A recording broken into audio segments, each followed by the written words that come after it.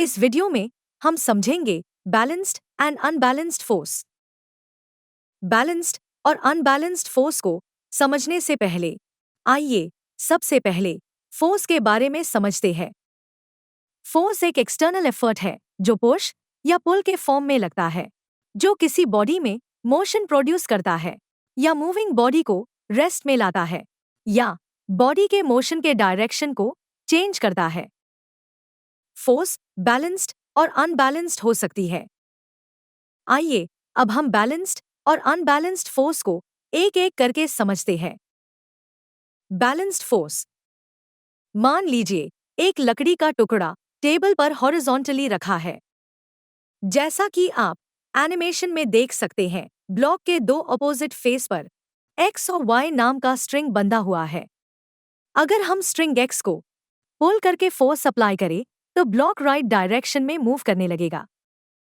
इसी तरह अगर हम स्ट्रिंग वाई पर फोर्स अप्लाई करते हैं तो ब्लॉक लेफ्ट डायरेक्शन में मूव करने लगता है। लेकिन अगर ब्लॉक पर दोनों साइड से इक्वल फोर्स लगाते हैं तो ब्लॉक मूव नहीं करता है। ऐसा इसलिए होता है क्योंकि दोनों side equal force opposite direction में लग रहा है। इस तरह के फोर्स को बैलेंस्ड फोर्स कहा जाता है।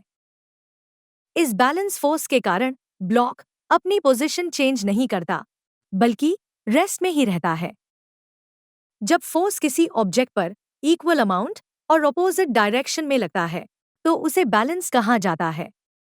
जब कोई बॉडी मोशन में हो और उस पर बैलेंस फोर्स एक्ट करता है तो इस केस में ऑब्जेक्ट एक्सेलरेट नहीं होता, बल्कि लगातार एक कांस्टेंट वेलोसिटी से मूव करते हैं, जिसके कारण ऑब्जेक्ट का नेट फोर्स 0 होता है। Unbalanced force. आइए अब हम अनबैलेंस फोर्स को एक एग्जाम्पल से समझते हैं।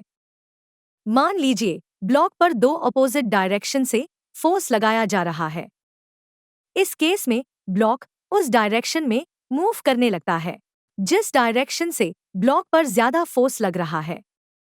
जब दो फोर्स बैलेंस नहीं होते हैं उन्हें अनबैलेंस फोर्स कहा जाता है। अनबैलेंस फोर्स के कारण ही ऑब्जेक्ट मूव करता है।